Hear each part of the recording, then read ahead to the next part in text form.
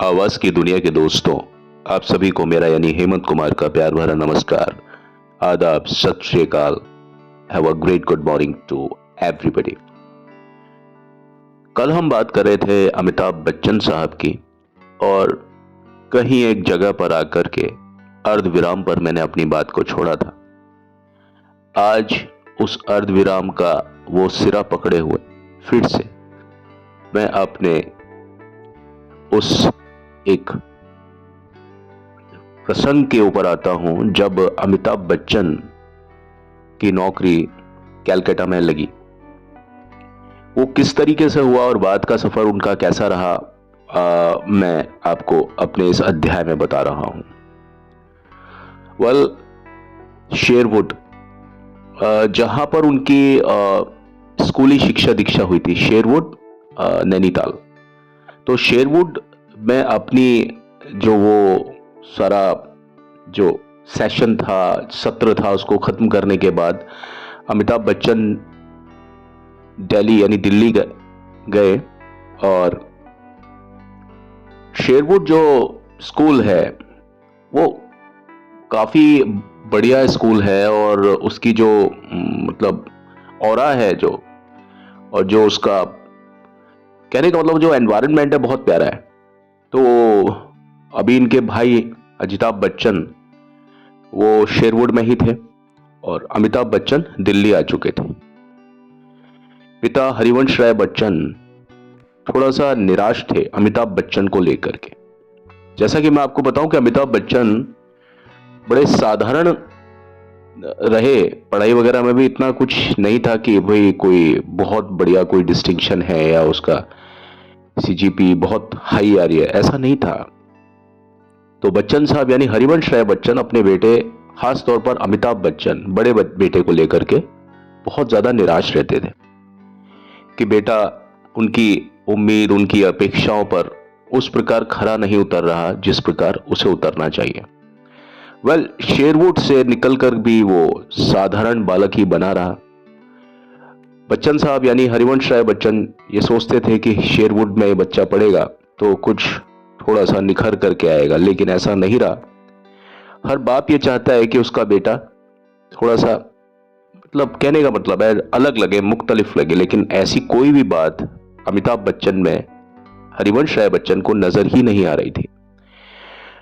Well, Amitabh Bachchan की उम्र भी बढ़ रही थी, और अब और ज्यादा समय को खराब ना करते हुए हरिवंश राय बच्चन साहब ने डिसाइड किया कि अमित को यानी अमिताभ बच्चन को चंडीगढ़ का एक गवर्नमेंट कॉलेज है, वहां पर उसको एडमिशन उसका कराया जाए।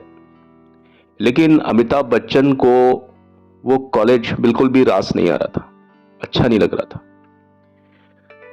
वो दिल्ली में रहकर के ही अपनी पढ़ाई करना चाहते थे। और अमिताभ बच्चन, जैसा कि मैंने आपको बताया कि पढ़ाई में इतने ज्यादा कोई खास नहीं रहे, उन्होंने इस बार फादर के सामने, अपने पिताजी के सामने प्रॉमिस किया है कि वो फर्स्ट डिवीजन ला करके दिखाएंगे। वेल, थोड़े से कोशिश के बाद में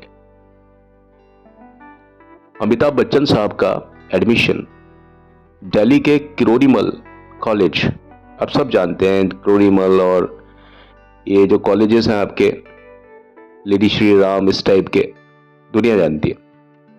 तो उस कॉलेज में, किरोड़ीमल कॉलेज में अमिताभ बच्चन को एडमिशन मिल गया, और अमिताभ बच्चन की तरफ से बड़ी ही धुआंधार पढ़ाई शुरू हो गई। लेकिन इस बीच फिर से मकान जो बदलने का जो सिलसिला है बच्चन फैमिली में बहुत ज्यादा रहा है। तो मकान फिर से बदल गया। अब जो नया मकान था वो वेलिंगटन क्रिसेट एक जगह है, वहां पर था, जो 3 मूर्ति भवन से ज्यादा दूर नहीं है, दिल्ली की बात कर रहा हूं। और जैसा कि सभी को मालूम है कि बच्चन परिवार की जो दोस्ती थी वो नेहरू परिवार से बहुत ज्यादा थी। तो घनिष्ठता इस वजह से और ज्यादा बढ़ गई कि अब जहां पर वो रह रहे थे वो लोकेशन और 3 मूर्ति ज्यादा नहीं है। और इस तरह से अमिताभ बच्चन और राजीव गांधी की दोस्ती भी इसी वजह से बढ़ी। अमिताभ बच्चन को यहां पर वो राजीव गांधी नाम का एक दोस्त मिला और साथ में उनका एक और दोस्त हुआ करता था, उसका नाम था विजय कृष्णा। और ये सेंट स्टीफेंस कॉलेज में पढ़ता था। पढ़ाई के दौरान अमिताभ बच्चन को पता चला कि नेशनल स्टेडियम में एक टेनिस जो होता है उसकी कोचिंग होती है। तो अमिताभ बच्चन ने अपना मन बनाया कि क्यों ना टेनिस को ही सीख लिया जाए। भाई कहीं नहीं चल रहे तो कहीं स्पोर्ट्स में तो चलेंगे। ऐसा ही होता है, एक आम इंसान किस तरीके से सोचता है, एक आम इंसान की क्या जिंदगी होती है, किस तरीके से वो असफल होता है और असफल होने के बाद में उसके दिमाग में क्या क्या बातें आती हैं, मैं आपको यही बताता हुआ चल रहा हूं कि यही सब कुछ बीता अमिताभ बच्चन के साथ में। ऐसा नहीं था कि अमिताभ बच्चन का जो कुछ वे ऑफ लिविंग था वो डिफरेंट था, वे ऑफ थिंकिंग था वो डिफरेंट था, नहीं। सिंपल जब आदमी डिफीट खाता है, जब उसको लगता है यार मैं किसी भी लायक नहीं हूं, और तो वो हम सब आकर के एक ही प्लेन पर आकर एक ही तरीके से सोचते हैं। परिस्थितियां एक जैसी बैठनी चाहिए तो हमारा जो सोचने का तरीका होता है, उनसे निकलने का, उनसे उबरने का, वो सारे रास्ते भी लगभग लगभग एक जैसे होते हैं। तो आज जिन्हें हम सदी का महानायक कहते हैं, ठीक है, लेकिन सदी का महानायक वो बड़े घिस घिस के बने। और एक होता है ना कि कुछ लोग दुनिया में ग्रेट पैदा होते हैं, some are born great, some acquire greatness while they are living their life and some have greatness imposed on them। तो अमिताभ बच्चन जो है ना वो दूसरी वाली कैटेगरी है कि उन्होंने जो महानता है ना वो अर्जित की है। ना तो वो महान पैदा हुए थे, ना उन पर महानता थोपी गई है। उन्होंने जो महानता अर्जित की, और सबसे अच्छी कैटेगरी वही होती है जब इंसान महान पैदा नहीं होता, बड़ा साधारण इंसान पैदा हो, मतलब साधारण इंसान बड़ा साधारण पैदा होता है, लेकिन गलतियां कर करके, ठोकर खा खा के जो व्यक्ति बन जाए, वो कहते हैं ना ठोकर खा खा के जो ठाकुर बनता है, उसी को ही अमिताभ बच्चन कहते हैं। ये समझ लीजिए आप। तो वही था कि जिस तरह से हार कर जीतने वाले को शाहरुख खान कहते हैं, बाजीगर कहते हैं, वैसे ही ठोकर खा करके जो ठाकुर बनता है उसे अमिताभ बच्चन यानी बिग बी यानी शहंशाह कहते हैं। तो साहब उन्होंने टेनिस खेलना शुरू कर दिया, लेकिन बहुत जल्दी उन्हें इस बात का पता चल गया कि यार टेनिस भी मेरे लायक नहीं है, या मैं टेनिस के लायक नहीं हूं। वो कुछ ना कुछ ऐसी नई चीज ट्राई कर रहे थे जिसमें वो कुछ उपलब्धि, कुछ सिग्निफिकेंस लाइफ में एक होता ना कि कुछ अलग, कुछ यूनिक, कुछ कर दिखाऊं किसी भी चीज में।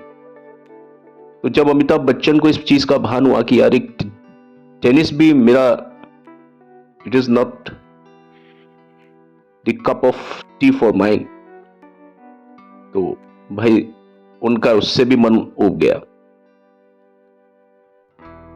उनको एक नया शौक लगा, और वो था अब देखिए, वो जो नया शौक था वो राजीव गांधी और संजय गांधी का भी शौक रहा था पहले तो, कि वो लोग फ्लाइंग क्लब के सदस्य हुआ करते थे।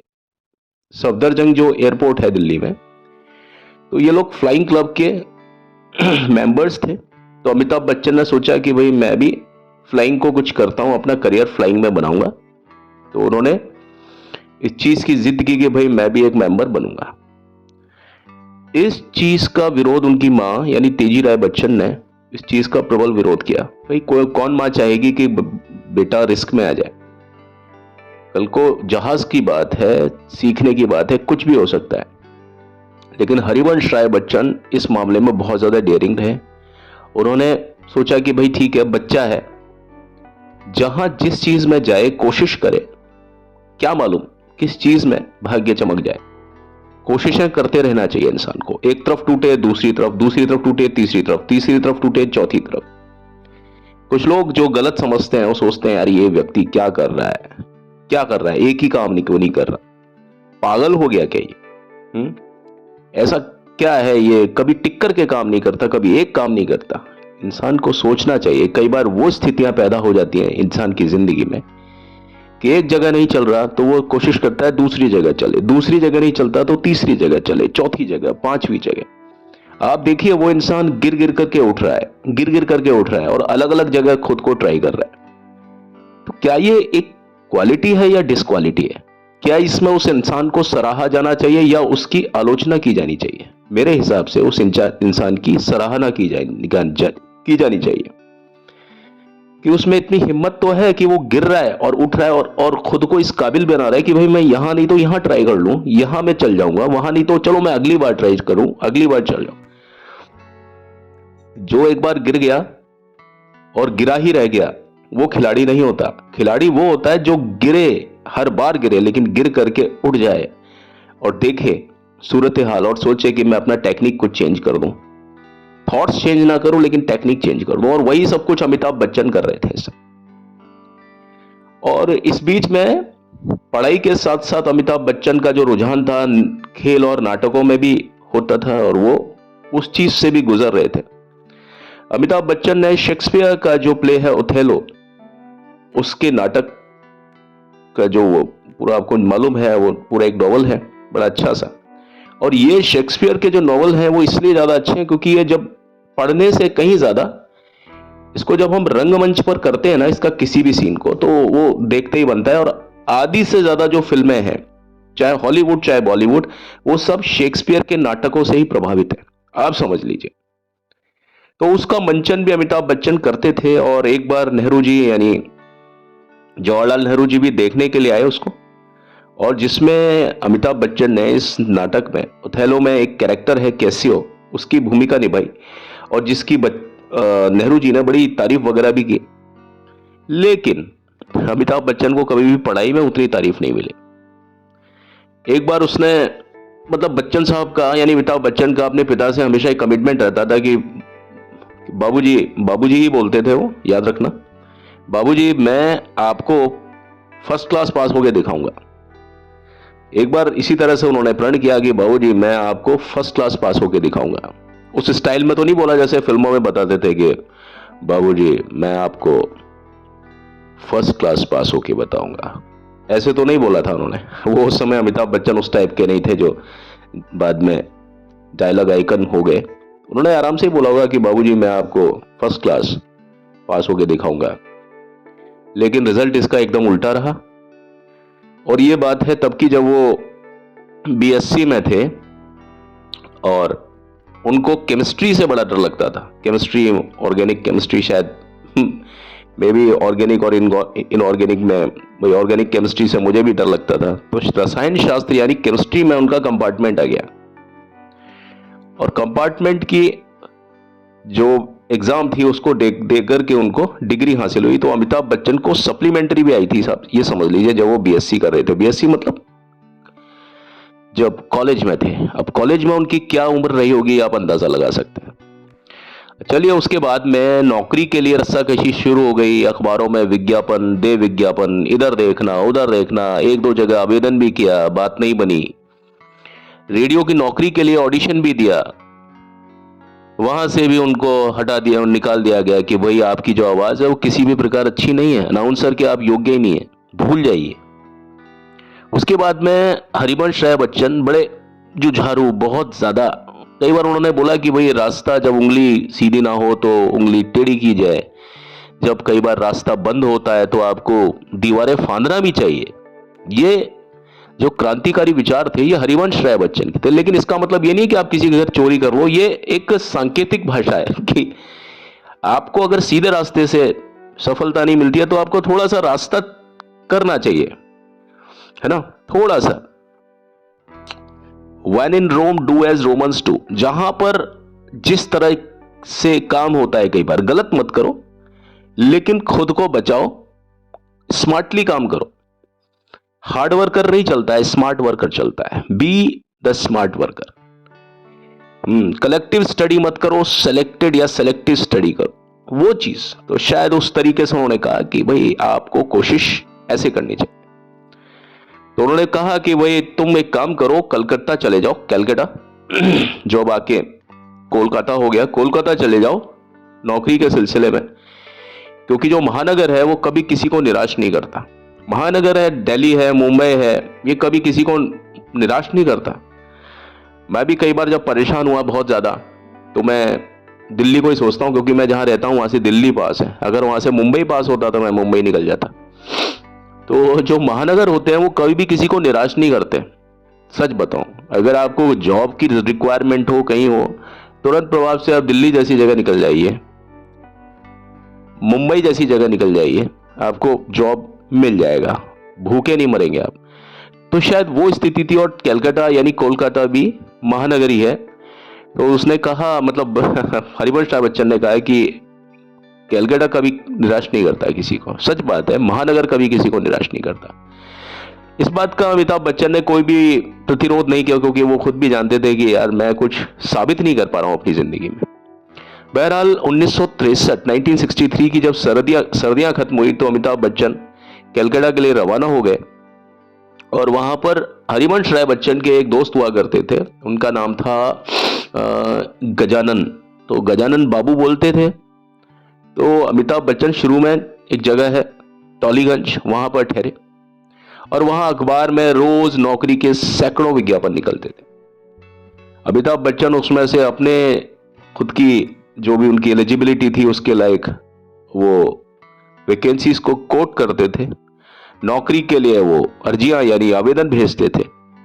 और कुछ उनके पुराने जो दोस्त थे वो भी नौकरी की खोज में अमिताभ बच्चन को कंपनी देने के लिए वहां आ गए, और वो भी कोशिशें करते थे।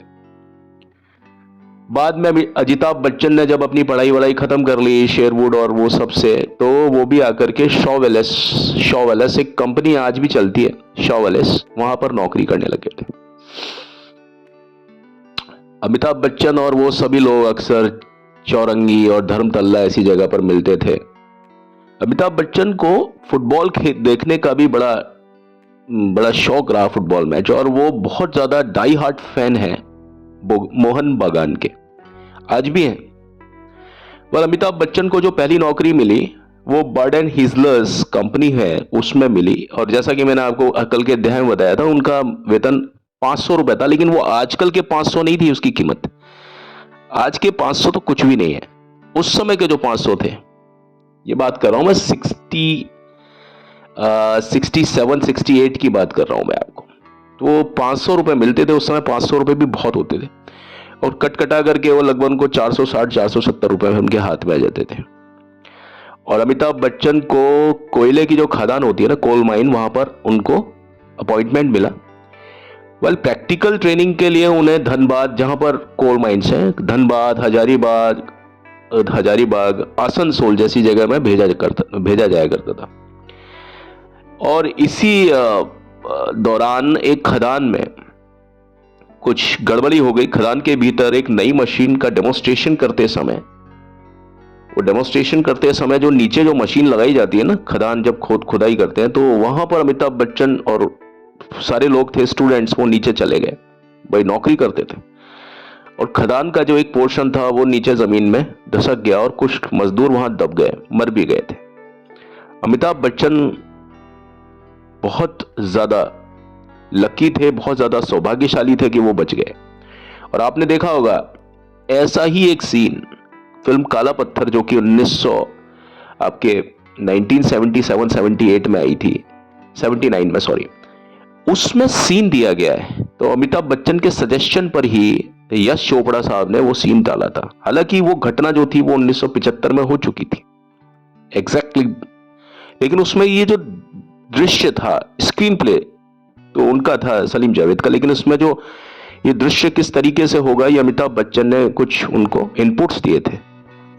तो ये हादसा अमिताभ बच्चन को याद था।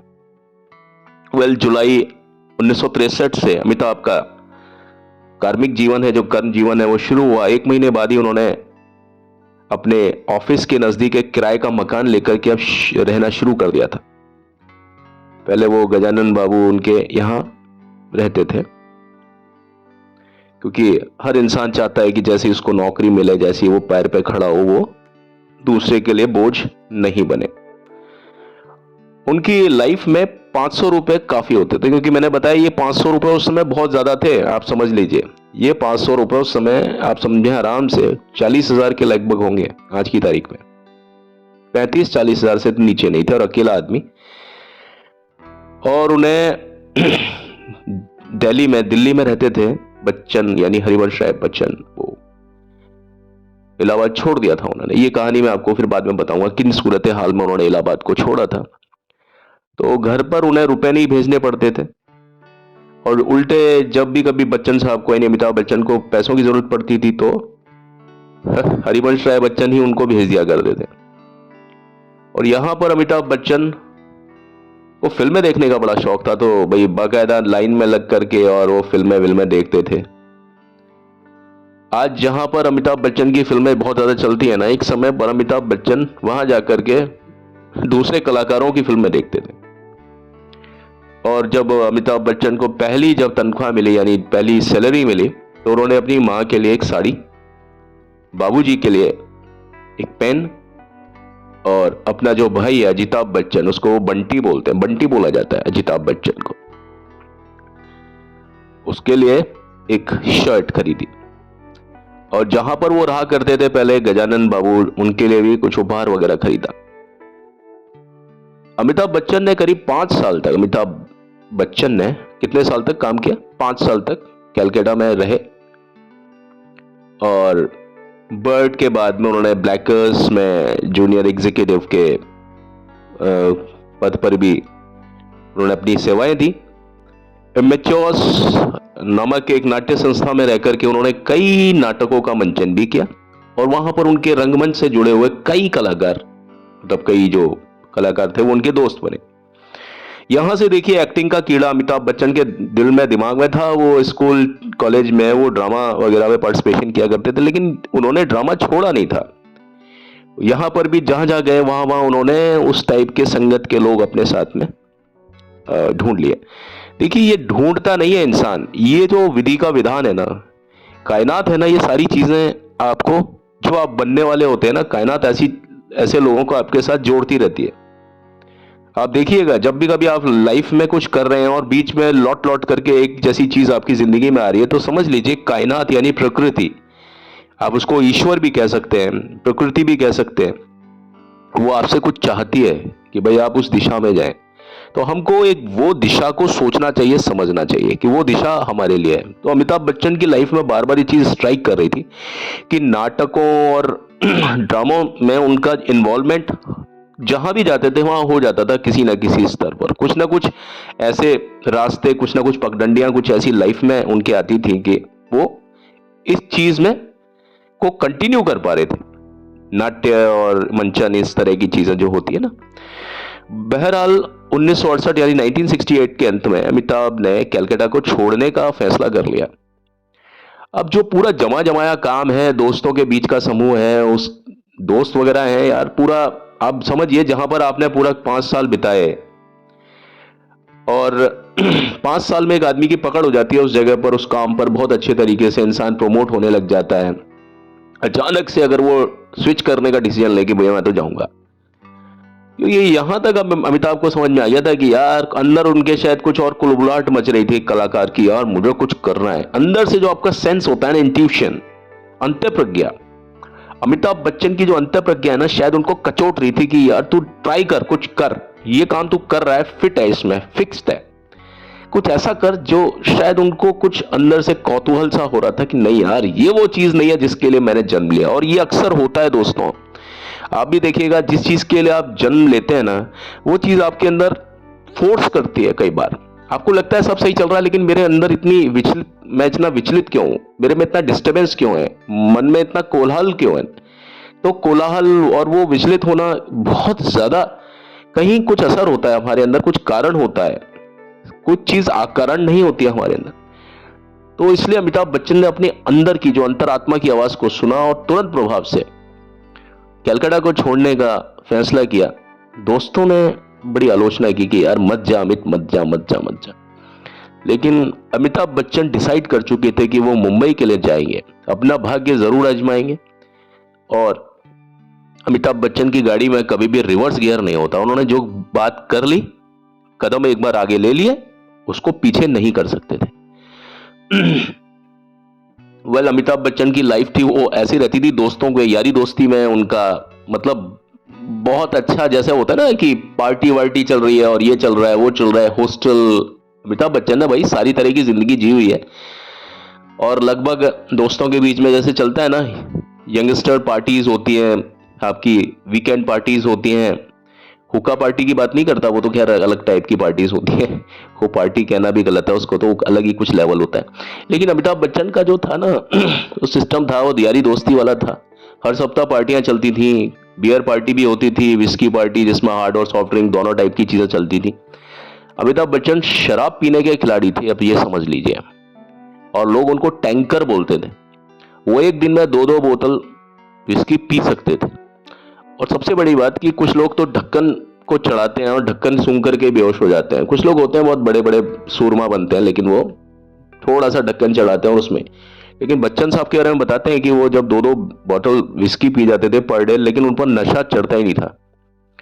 साथ में सिगरेट भी कई बार शराब से ही जुड़ा हुआ चीज होती है, तो वो सिगरेट पीने में भी खूब माहिर थे। मैंने बताया कई बार वो एक दिन में 100 सिगरेट। संजय दत्त तो एक दिन में 80 पीते थे, बच्चन साहब एक दिन में 100 सिगरेट पी जाते थे। आप देखिए ये आलम था साहब। लेकिन मैं क्या कहता हूं कि जो चीज उन्होंने एक बार छोड़ दी, कौन सा ऐसा महात्मा है कि जिनमें ऐसी चीजें नहीं थी। हर महात्मा पहले ऐसा ही होता है, लेकिन महात्मा को महात्मा इसलिए कहा जाता है क्योंकि वो साधारण योनि से निकल के एक विशेष योनि में प्रवेश ले लेता है इसी जन्म में, इसलिए उसको महात्मा कहा जाता है। और फिर से वो गलतियां नहीं दोहराता जो उसने पहले कर रखी होती है। अब यही चीज अमिताभ बच्चन के साथ में भी थी। अमिताभ बच्चन सन 1965 में इमेच्योर्स नामक नाट्य संस्था में जुड़ गए थे, जहां तक मैं उनका कला की बात कर रहा हूं। और उन्होंने स्टेज मैनेजर से लेके नाटकों में अभिनय तक सब किए। स्टेज को मैनेज किया, मैनेज करना पड़ता है स्टेज को। और स्टार्ट में कई बार पर्दा हटाना, पर्दा गिराने का काम भी होता है। तो अभिनय में उन्होंने सारी बारीकियां सीखी, जमीन से लेकर के अर्श से लेकर के फर्श तक सारे काम किए।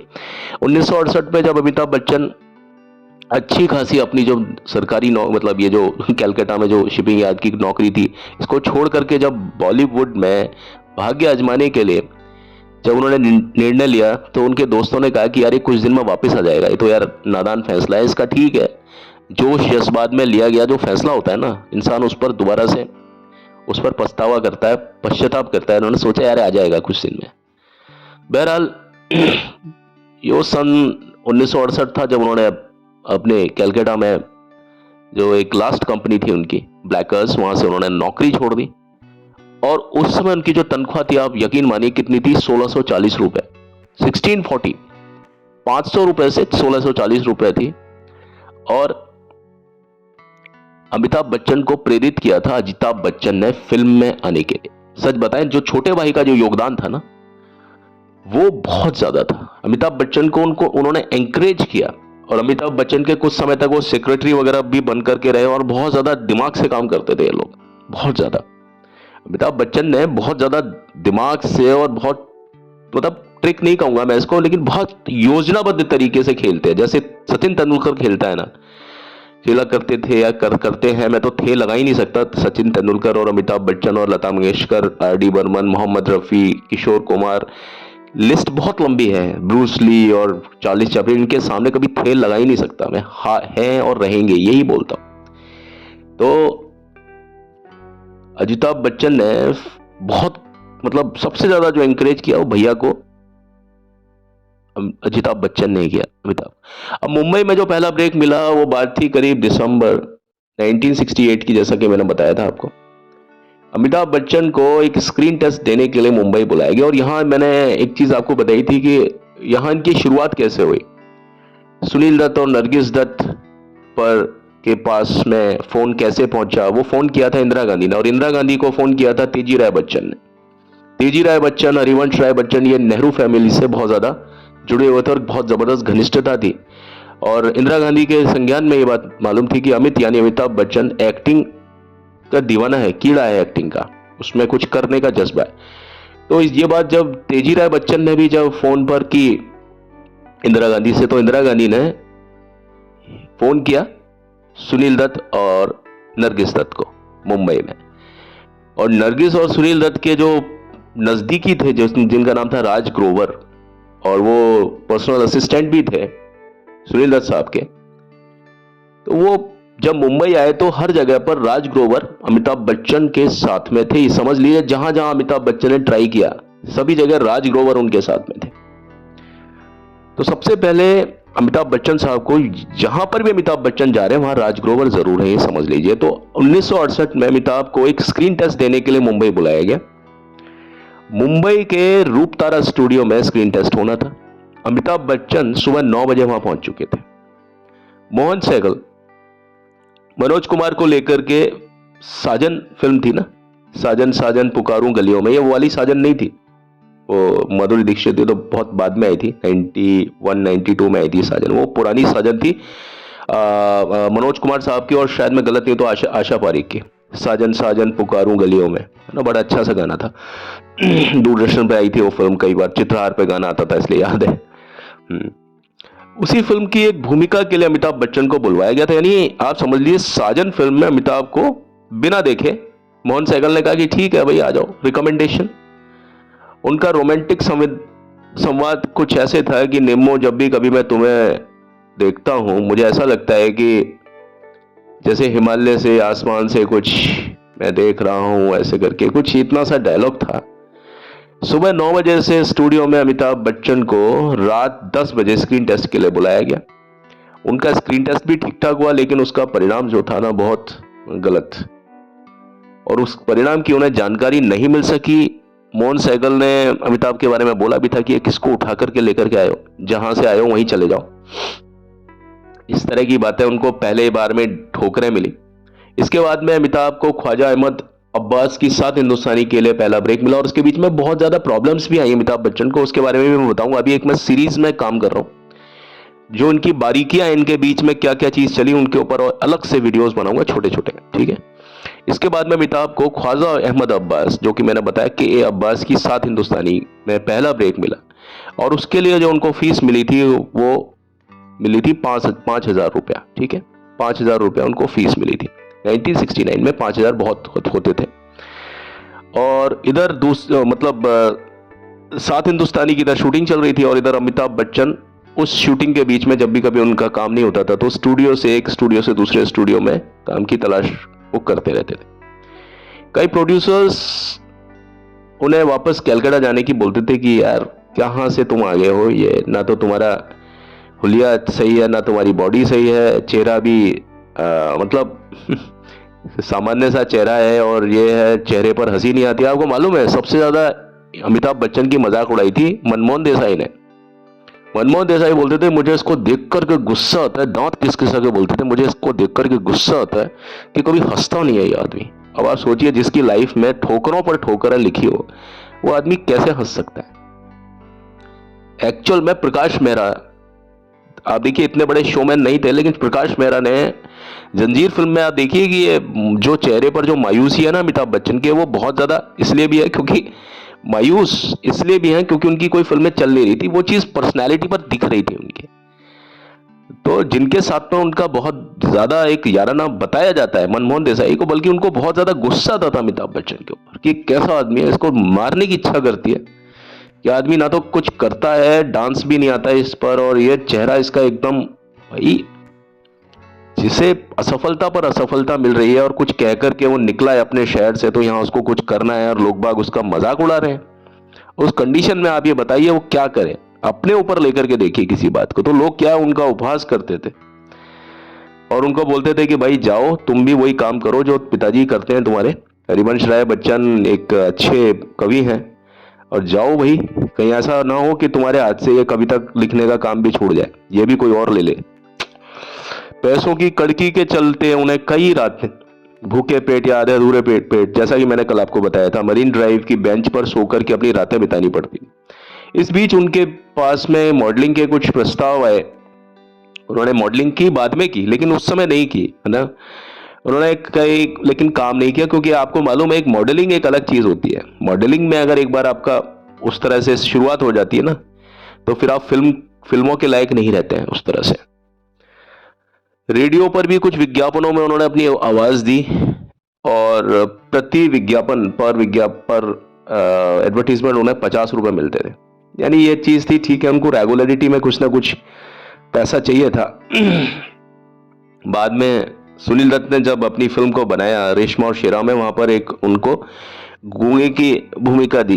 भाई कोई भी इंसान है वो ज्यादा रिस्क नहीं लेना चाहेगा, ठीक है अपीयरेंस है, लेकिन शायद सुनील दत्त भी उनकी आवाज को उस लायक नहीं समझते थे, इसलिए उन्होंने गूंगे की भूमिका दी। ये मैं आपको इसलिए बता रहा हूं कि देखिए फिल्म की बात नहीं कर रहा हूं मैं, जिंदगी की बात कर रहा हूं। जिंदगी में इंसान को कहां कहां पर क्या क्या भुगतना पड़ता है। आप यहां पर अमिताभ बच्चन का नाम हटा दीजिए, आप सिर्फ ये ABC लगाइए कि मिस्टर ए के साथ में ये चीज हुई है, मिस या मिसेस बी के साथ में ये चीज हो रही है, ठीक है, तो आपको ये लगेगा ही नहीं कि अमिताभ बच्चन के बारे में बात कर रहा हूं मैं। हर इंसान की जिंदगी इस तरह से ही होती है, लेकिन इंसान टूटे गिरे, गिर करके अपने कपड़े साफ करे चाहे नहीं करे, लेकिन उठे और फिर से चलने लग जाए और दौड़े, बस यही है जिंदगी।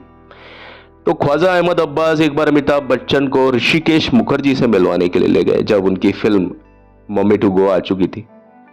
ख्वाजा अहमद अब्बास की सॉरी मम्मी टू गो नहीं, ये क्या कहना चाहिए, वो तो बाद में आई थी, सात हिंदुस्तानी। उसके बाद में सात हिंदुस्तानी के बाद में उन्होंने ऋषिकेश मुखर्जी से अमिताभ बच्चन को मिलवाया। उन दिनों ऋषिकेश मुखर्जी आनंद फिल्म को बनाने की तैयारी कर रहे थे। अमिताभ को अपने सामने पा करके उनके दिमाग में एक डॉक्टर वाली जो भूमिका थी, वो आपको मालूम है कितनी फेमस हुई थी, डॉक्टर वाली जो भूमिका थी उसको देने को तैयार हो गए ऋषिकेश मुखर्जी। कुछ एक औपचारिकताओं के बाद में वो डॉक्टर की जो भूमिका थी वो अमिताभ की झोली में आ गई, और राजेश खन्ना उन दिनों सुपरस्टार थे, ऊपर आका नीचे काका, और उनसे बड़ा ना तो कोई सुपरस्टार हुआ है ना होगा, सभी मानते हैं इस बात को। मैं बात कर रहा हूं यहां राजेश खन्ना साहब की। तो उनके साथ में काम करने का मौका मिला, और उनके साथ काम करने का अर्थ था कि जो राजेश खन्ना के साथ में करता ना, राजेश खन्ना एक पारस पत्थर की तरह थे, मिडास टच जिसको, मतलब वो है कि जो राजेश खन्ना के साथ में हो जाता था वो भी फेमस हो जाता था। तो अमिताभ बच्चन ने इस मौके को भुनाने की पूरी, कि उनको मालूम था कि राजेश खन्ना के साथ में स्क्रीन अगर मैंने शेयर कर ली तो कुछ ना कुछ हो जाएगा। अमिताभ बच्चन राजेश खन्ना के साथ में काम करने के लिए बहुत ज्यादा उतावले थे।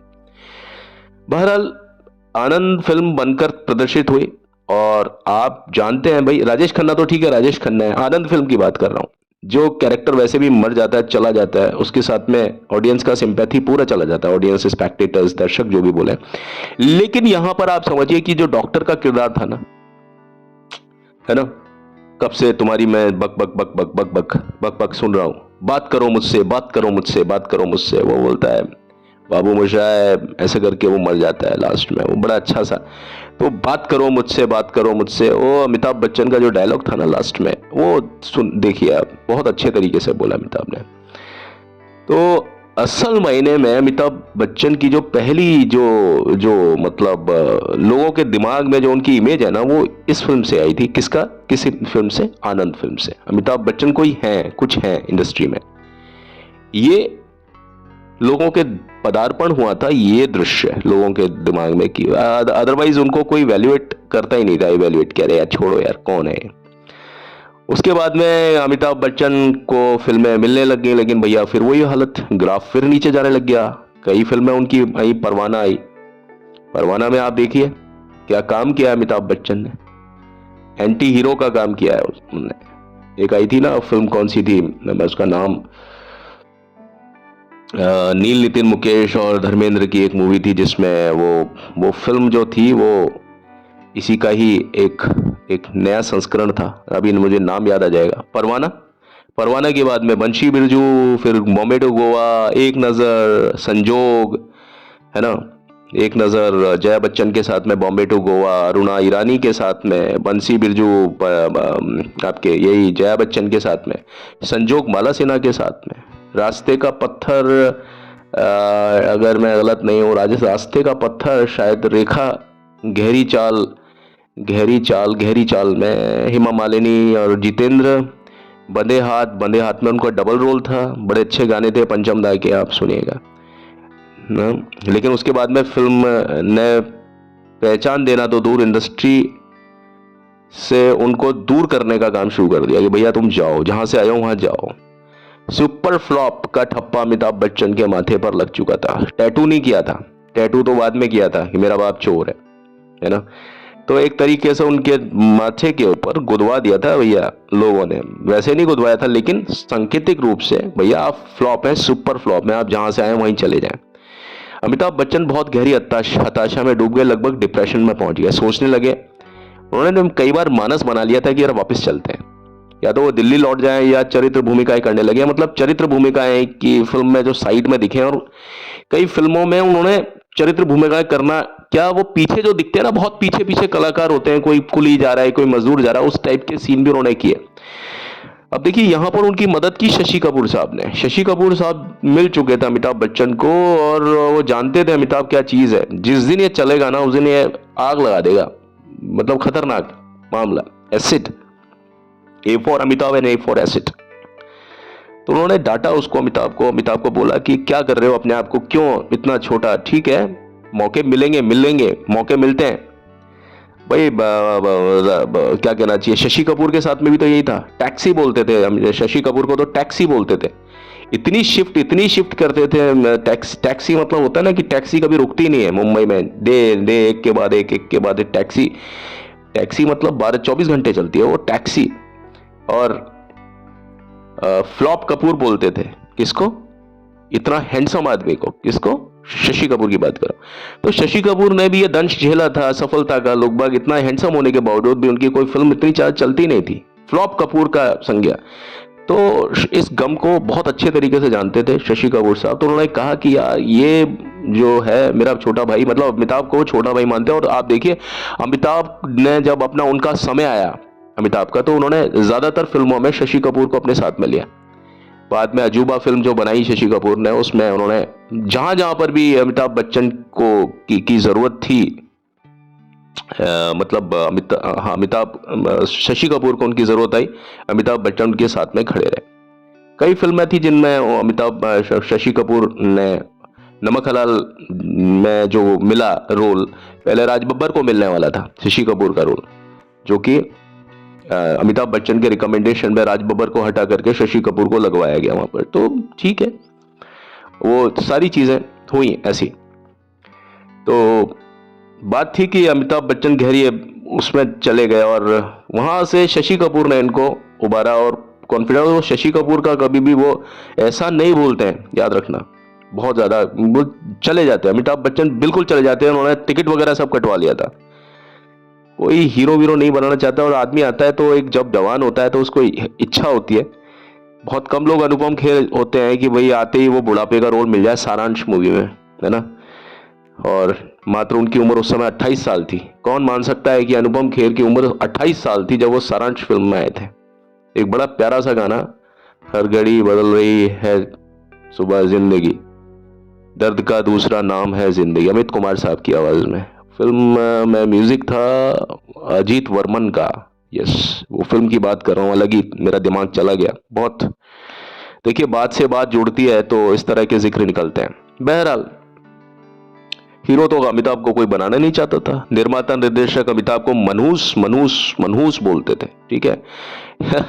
बड़जात्या साहब ने बोला था एक बार उनको कि भाई रोल चाहिए, क्रीम रोल है मेरे पास, तो क्रीम रोल चलेगा क्या। लेकिन बड़जात्या साहब की फिल्म में भी उन्होंने काम किया बाद में, सौदागर में सजना है मुझे सजना के लिए नूतन पत्नी बनी थी उनकी, और वो बने थे मोती गुड़ वाला, और साथ में थी पद्मा खन्ना जिस पर अमिताभ बच्चन का दिल आ जाता है ना। तो बच्चन साहब ने बहुत स्ट्रगल किया साहब। लोग बाग मनहूस समझने लगे, जैसे मैंने बोला। अभिनेत्रियां जो हीरोइन थी ना, वो उनका नाम सुन करके बिलक जाती थी, अरे नहीं नहीं नहीं नहीं नहीं नहीं नहीं, फिल्म नहीं करनी, इसके साथ नहीं करनी, इसके साथ नहीं करनी। ऐसा लगता था कोई घृणित आदमी आकर के बैठ गया। कई निर्माताओं ने बीच में ही अपनी फिल्में बंद कर दी, भैया छोड़ो। अमिताभ को साइन किया, जब देखा अमिताभ की फिल्में चल नहीं रही, अमिताभ को बोल दिया भाई जाओ। अमिताभ ने भी खुशी खुशी अपना जो कॉन्ट्रैक्ट था, अनुबंध था, वो खत्म कर लिया, खुशी खुशी, परेशान होके नहीं। अब अमिताभ बच्चन, तेजी राय बच्चन और हरिवंश राय बच्चन दिल्ली में रह रहे थे।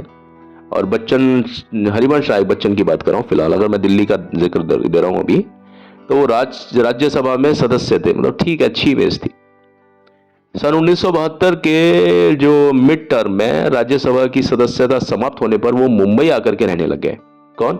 हरिवंश राय बच्चन।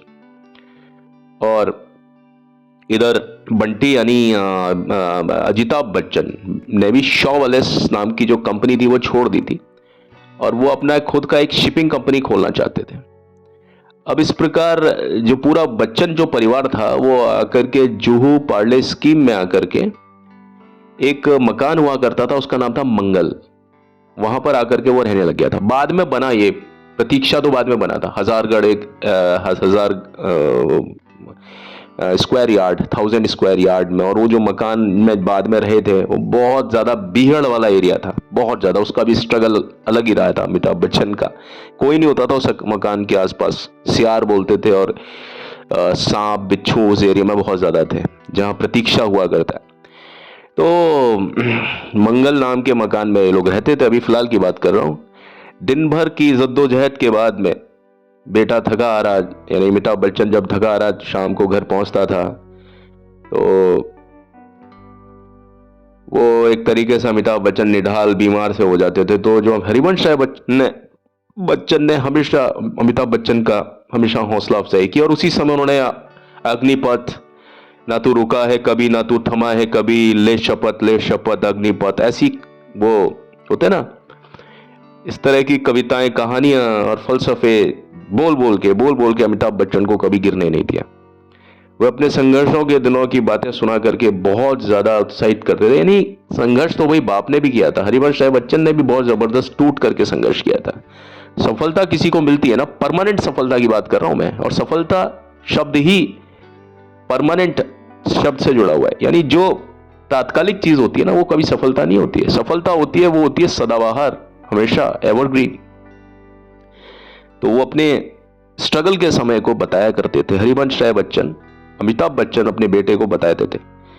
अब देखिए वो फिल्म आई जंजीर।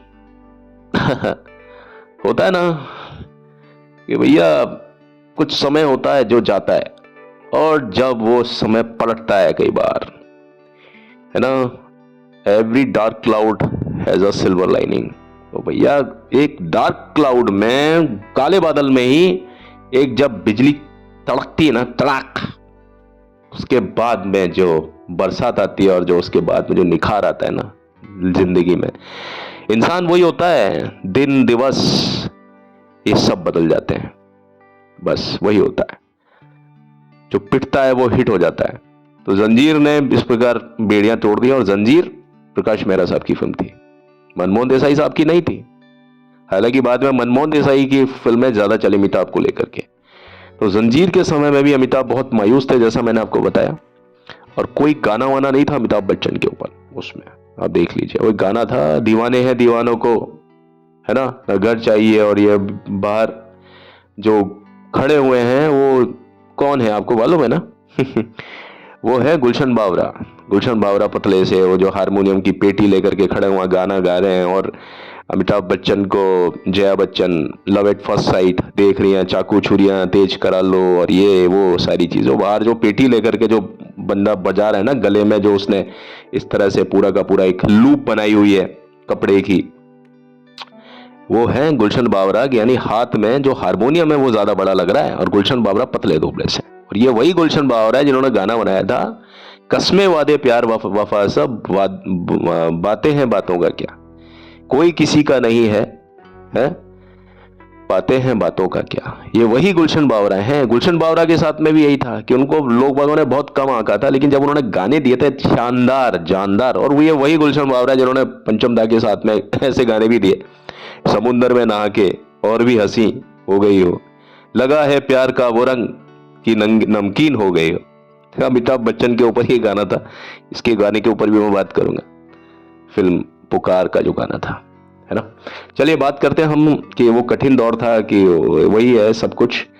तो बहरहाल जंजीर ने सारी जंजीरें तोड़ी, अमिताभ बच्चन की जितनी शैकल्स थी सब तोड़ दी असफलता की। और उसके बाद में प्रकाश मेहरा, सलीम जावेद, ये नाम, और अमिताभ बच्चन। अमिताभ को लेने का खतरा मोल लिया था प्रकाश मेहरा ने, सलीम जावेद साहब ने। 50 लाख का बजट था सिर्फ इस फिल्म का, और अमिताभ बच्चन को इसमें पैसे मिले थे 50,000। ठीक है, यह फिल्म 11 मई 1973 को प्रदर्शित हुई और इस फिल्म ने सफलता के झंडे गाड़ दिए और इस फिल्म ने अमिताभ बच्चन को स्टार बना दिया।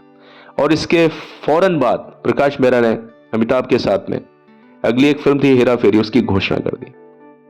और आपको मालूम होगा उसके बाद में शोले की शूटिंग के दौरान जया बच्चन, यानी उस समय जया भादुड़ी हुआ करती थी, उनके साथ में उनका विवाह हो गया और उसके साथ में मतलब डेटिंग वगैरह चल रही थी। जया भादुड़ी से बहुत पसंद करती थी जया भादुड़ी। उनको मालूम था कि ये जो है यही है भैया आने वाला जो है, इसके सामने बहुत बड़ी तूफान है, इसके सामने सब झाड़ फूंक हो जाएगा, सब खत्म हो जाएगा। और जया बच्चन के साथ में था कि जया बच्चन जो है वो कि जो आरंभिक जो पढ़ाई है वो भोपाल में हुई थी, भोपाल और भोपाल यानी एमपी मध्य प्रदेश में, और उनका जो पूरा परिवार था वो पश्चिम बंगाल से भोपाल में रहा करता था। और तरुण कुमार गांगुली जो मैंने बताया ना, अभिशप्त चंबल नाम से जो किताब जो लिखी थी उन्होंने, अभिशप्त डाकू कई जगह पर अभिशप्त चंबल, तो बाद में वो शोले फिल्म में किस तरह से गब्बर सिंह के काम आई वो किताब, और बहुत अच्छा उन्होंने उस चीज को कैच किया कि भाई डकैत वगैरह कैसे होते हैं। तो आप देखिए कि जया बच्चन ने बहुत मदद की थी गब्बर सिंह की, यानी अमजद खान साहब की, इस फिल्म में शोले में कि भाई एक डकैत कैसा होता है। तो अपने पिता द्वारा लिखी हुई वो किताब जिसका मैंने नाम लिया वो लेकर के आई थी। तो खेल कूद के साथ में पढ़ाई में भी जया भादुड़ी थी, वो अव्वल रहती थी। गाना नाच गाना सब में वो बचपन से शौक था, और उधर अमिताभ बच्चन किसी भी चीज में खड़े नहीं उतर पा रहे थे। मैंने बताया उनको केमिस्ट्री में भी बीएससी में उनके सप्लीमेंट्री आ गई थी। तो जया बच्चन ने करीब, और एक तरफ जया बच्चन जो कि फर्स्ट क्लास हर चीज में टॉप, 6 साल तक उन्होंने भरतनाट्यम सीखा जया बच्चन ने। पढ़ाई के दौरान उनको सत्यजीत राय की एक बंगला फिल्म थी महानगर, उसमें काम करने का मौका मिला। हायर सेकेंडरी पास करने के बाद में उन्होंने पूना फिल्म इंस्टीट्यूट है जो एफटीआई है, उसमें उन्होंने दाखिला ले लिया है ना। और डैनी डेंजोंगपा उन्हीं के बैच के थे, और डैनी को डैनी जो नाम दिया था ना वो भी जया बच्चन ने ही दिया था। रेहाना सुल्तान जो बी आर इशारा की वाइफ हो गई थी बाद में, और शत्रुघ्न सिन्हा उनके मतलब सीनियर थे जया बच्चन के। और इसी इंस्टीट्यूट में जया ने अमिताभ बच्चन को सबसे पहले देखा था। ख्वाजा अहमद अब्बास के साथ 7 हिंदुस्तानी की लोकेशन जब वो देखने के लिए गए थे। इसके बाद में ऋषिकेश मुखर्जी की जो फिल्म आई थी गुड्डी, उसमें जया बच्चन को चुना गया था, जया भादुड़ी हुआ करती थी, और अमिताभ बच्चन को नायक के रूप में। लेकिन अमिताभ बच्चन को जब तक थोड़ी सी प्रसिद्धि मिल चुकी थी आनंद फिल्म के कारण, इसलिए ऋषिकेश मुखर्जी ने ये आइडिया ड्रॉप कर दिया कि भाई उनको एक अनजान चेहरा चाहिए था फिल्म के लिए, क्योंकि वो फिल्म का जो नाम था गुड्डी था। अगर अमिताभ बच्चन उसके साथ में आ जाते तो लोगों का जो फोकस था वो अमिताभ बच्चन के ऊपर चला जाता, जया बच्चन पर नहीं, जबकि फिल्म का नाम गुड्डी था। ठीक है ना, तो गुड्डी नाम से ही वो जैसे मिली कैरेक्टर था वैसे ही गुड्डी कैरेक्टर था, जिसके ऊपर पूरा फोकस जया बच्चन के ऊपर ही लगाना था, तो फोकस डेविएट ना हो, इस कारण से अमिताभ बच्चन को नहीं लिया गया। और रीजन दूसरा भी था कि भाई अमिताभ उस समय ज्यादा पॉपुलर नहीं थे, नहीं तो कोई अमिताभ को मना कर सकता था कि पॉपुलर होने के बाद में लोग बाग मरते थे उनको लेने के लिए। ठीक है, हीरो बदल दिया गया, अमिताभ बच्चन उस फिल्म से हट गए, गुड्डी की बात कर रहा हूं। और उस समय तक जया बच्चन, यानी जया बच्चन बोल रहा हूं मैं, उस समय तक जया भादुड़ी थी, वो अमिताभ और जया अच्छे दोस्त बन चुके थे। और धीरे धीरे उनकी जो घनिष्ठता, जो दोस्ती वाली थी, वो प्यार में बदलती जा रही थी। अमिताभ अक्सर गुड्डी के सेट पर जया भादुड़ी से मिलने के लिए जाते थे, और जब जंजीर बन रही थी तब जया ने कहा कि अगर ये फिल्म हिट रही तो विदेश घूमने जाएंगे, और ये फिल्म हिट हो गई। और अमिताभ बच्चन ने जया को प्रपोज किया था, सीधा चलते चलते ही बोल दिया था कि हम शादी कर लें, तो बस इतना सा बोला था, कोई ज्यादा सीन क्रिएट नहीं किया था, ज्यादा कोई सीन क्रिएट नहीं किया बच्चन साहब ने। और जब फिल्म हिट हो गई जंजीर, तो उन्होंने विदेश जाने का कार्यक्रम बनाया। अमिताभ बच्चन ने कहा कि अगर मतलब वो चाहते थे कि भाई ये फिल्म जब हिट हो जाए तो मैं जाऊं। तो अब देखिए, बिना शादी के तो जा नहीं सकते थे, क्योंकि परंपरागत जो लोग होते हैं, जो जो परंपरा को, ट्रेडिशन को मानते हैं, और वैसे भी जाना नहीं चाहिए। तो उन्होंने कहा भाई पहले आप शादी कर लो आपस में, फिर आप कहीं भी जाओ। तो भैया पहले शादी हुई, उसके बाद में उन्होंने, और इस शादी आपको मालूम है, जब शोले फिल्म साइन वाइन कर ली थी और उसके बाद में जब वो थोड़ा सा डिले हो गई थी, उस पीरियड में ये लोग चले गए थे, है ना, लंदन, इंग्लैंड वगैरह। उसकी फोटो आपको मिल जाएगी नेट पर, कहां पर कैसे गए थे लोग। और उसके बाद में जो ये फिर जया बच्चन प्रेग्नेंट होकर के आई। शोले फिल्म में जो पहला जो शॉट था चाबी देने का, उस समय जया बच्चन प्रेग्नेंट है, तब तक वो बच्चन बन चुकी थी। ठीक है, तो जया बच्चन को भी अपने साथ ले जाना चाहते थे, शादी वादी कर ली इन्होंने। उसके बाद में अब 3 जून 1973 को इनकी शादी हो गई, वैवाहिक सूत्र में बंध गए। आप लोगों के घर पर भी कार्ड वार्ड आया होगा, है ना। और लगभग 3 सप्ताह वो रहे लंदन में, 21 दिन। और उसके बाद में जंजीर के बाद में 1973 में ही अमिताभ बच्चन ने फिर अब पीछे मुड़ के नहीं देखा, और पूरा का पूरा स्टारडम अपने हाथ में। नमक हराम, अभिमान, सौदागर, ये 3 फिल्में आई 1973 में। इनमें से अभिमान और नमक हराम हिट रही और सौदागर पिट गई। लेकिन आप अगर सौदागर को भी देखते हैं ना, तो भैया सौदागर चली है। वो उस समय पिट गई होगी, क्या रीजन था क्या नहीं था। इसके बावजूद अमिताभ बच्चन के खूबसूरत अभिनय की बहुत ज्यादा चर्चा हुई। 1974 में उन्होंने फिल्म बनाई कसौटी, बेनाम, बेनाम देखी होगी आपने, रोटी, कपड़ा और मकान, मजबूर फिल्में 1974 में आई। 1975 में आपको मालूम होगा एक ही फिल्म ने झंडे गाड़ दिए थे, दीवार, अकेले थे वो। उसके अलावा शोले, शोले में उन्होंने स्क्रीन शेयर की थी। 24 जनवरी 1975 को दीवार प्रदर्शित हुई। मार्च में जमीर, अप्रैल में चुपके चुपके, जून में मिली, और अगस्त में मील का पत्थर। ठीक है, जो फिल्म थी मील का पत्थर कौन सी थी? शोले। 15 अगस्त को रिलीज हुई थी। हालांकि उसके जो टिकट है उस पर लिखा हुआ है, जो 12 अगस्त लिखा हुआ है उसका डेट, लेकिन 15 को वो रिलीज हुई थी। और उसके बाद में फिर अमिताभ बच्चन ने मुड़ मुड़ के नहीं देखा। उनके पांव की जो जमीन थी ना, वो पहले बड़ी गीली थी, दलदल था, लेकिन अब बहुत सख्त हो चुकी थी। पैसे भी उनको काफी मिलने लग गए थे। 14 मार्च 1974 को अमिताभ बच्चन के बेटी पैदा हुई। उनका नाम श्वेतांबरा रखा गया, लेकिन प्यार से लोग उनको शॉर्टकट में बोलते हैं श्वेता। तो श्वेता के पिता बने। बेटी के जो पांव थे वो इतने ज्यादा शुभ सिद्ध हुए बच्चन साहब के लिए कि एक के बाद एक फिल्मों की लाइन लग गई। और होता है साहब, होता है। घर में जब बेटी आती है या कोई संतान आती है ना, वो इतना लकी होती है आपके लिए। तो श्वेता को अमिताभ बच्चन बहुत ज्यादा लकी मानते हैं।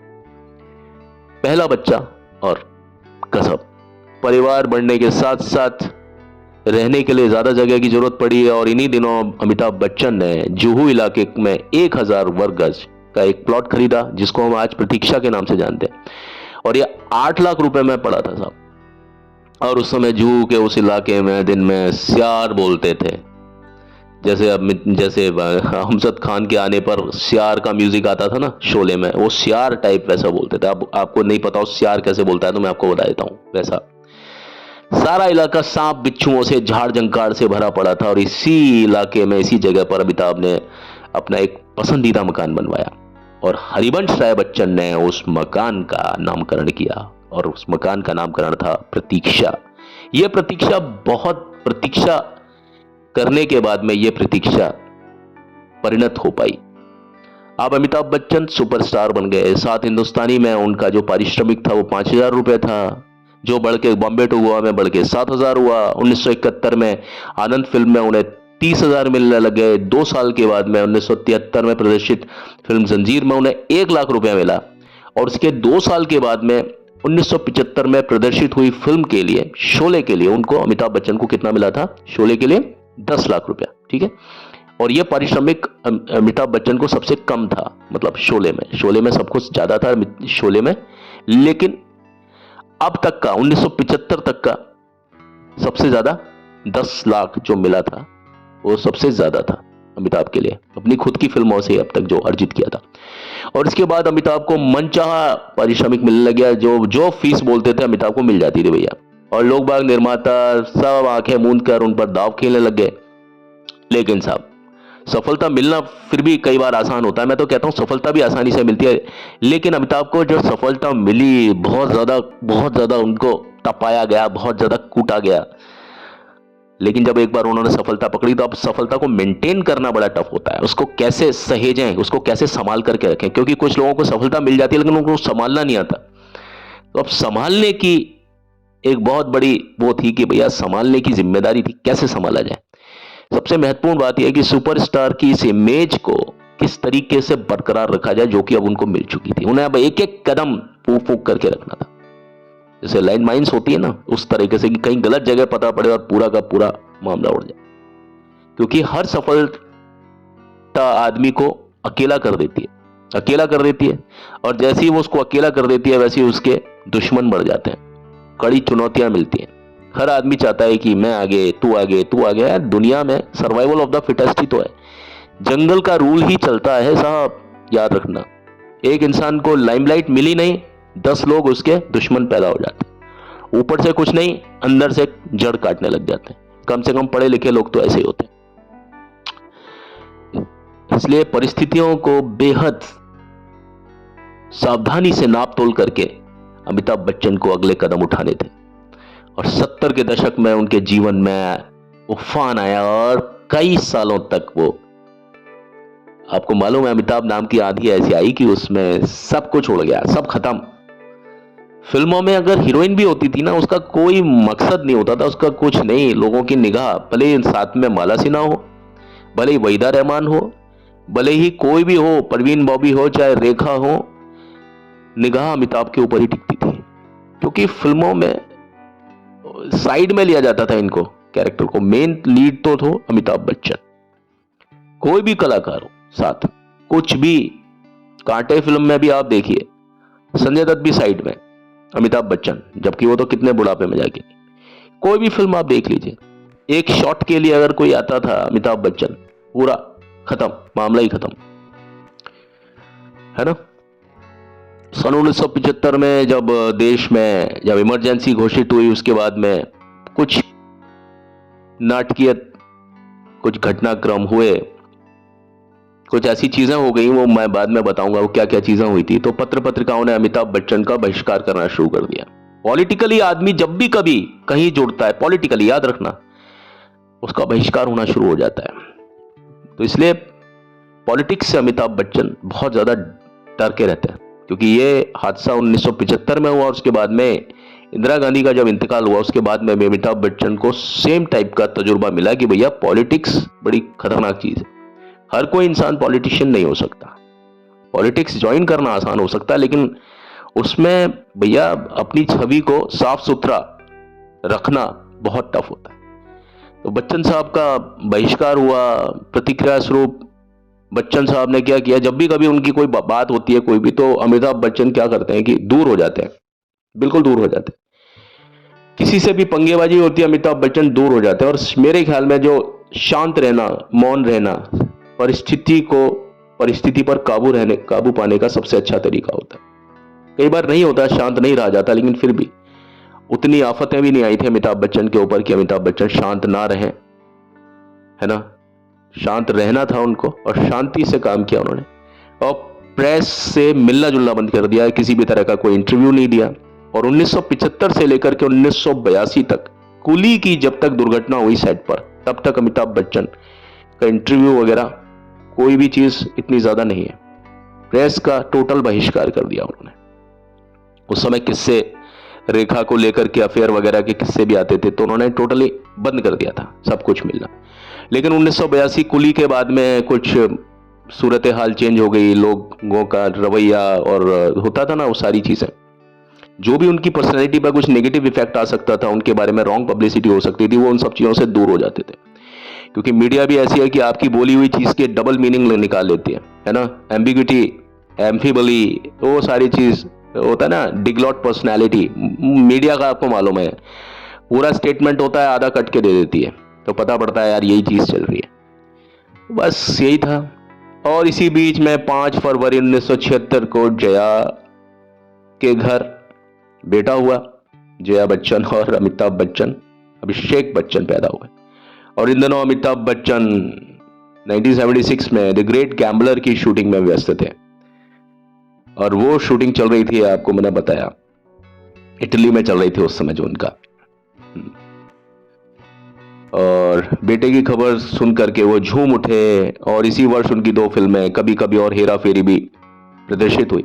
कभी कभी बनाई थी आपके चोपड़ाज ने, और हेरा फेरी बनाई थी कभी कभी मतलब यश चोपड़ा ने, और हेरा फेरी बनाई थी प्रकाश मेहरा साहब ने।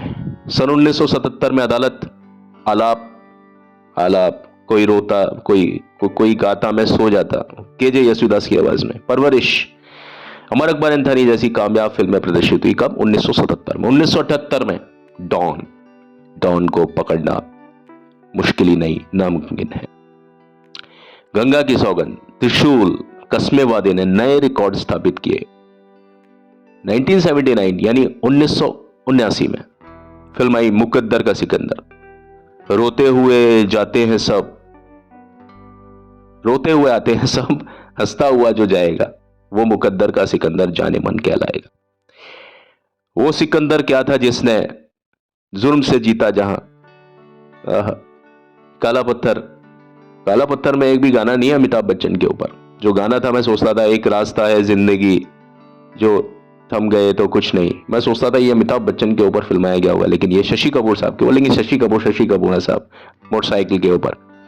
जाते हुए राही को, जाते हुए राही के आंचल से लिपटना क्या, जाते हुए रस्तों से, आते हुए रस्तों से बनी रहे ये जिंदगी, जो हम गए तो कुछ नहीं, जो थम गए तो कुछ नहीं। मिस्टर नटवरलाल। सुहाग, तेरी रब ने बना दी जोड़ी, तेरी रब ने बना दी, तू ना कर ये आंख हाँ कर यारा, बोले ये जोगी का एक तारा। The great gambler. मेरा क्या नाम है, मेरा क्या नाम है दीवाना, ला ला ला ला ला ला ला ला ला ला ला ला ला, मैं तुमसे क्या कहूं दीवाना, कितने लोगों से मिलकर मैं भूल जाता हूं। किशोर दत्त उसकी आवाज में, आशा भोसले। मेरी आदत है मैं अक्सर भूल जाता हूं, ये तो मैं जानती हूं, मेरी आदत है अक्सर कुछ भूल जाता हूं, देखा अब कुछ भूल गया, मुझको याद दिलाना, मेरा क्या नाम है, ये भी भूल गए आशा भोसले। मेरा क्या नाम है दीवाना, हो ला ला ला ला ला ला ला रा, तारा रा रा रा रा रा, ना ना ना ना ना ना ना, है मेरा क्या दीवाना। ये गाना बहुत अच्छा था इसका। दो लफ्जों की है दिल की कहानी, क्या है हकीकत, शरद कुमार। और वो था ना, ओ मेरे मियां तो वैसे तू, अब मुझे इटालियन तो आती नहीं है साहब, वो गाना शरद कुमार प्लस आशा भोसले ने। इस जिंदगी के दिन इतने कम क्यों हैं, इतनी है खुशियां, गम इतने क्यों हैं, ला ला ला ला ला ला ला ला ला ला, किस्से पुराने यादें पुरानी, क्या है हकीकत क्या है जवानी, ला ला ला ला ला ला ला ला ला ला ला ला ला ला ला ला ला ला, ये कश्ती वाला क्या गा रहा था, कोई से भी याद आ रहा था। क्या कहूं पंचम दा का क्या क्या बना दिया आपने यार, ईश्वर।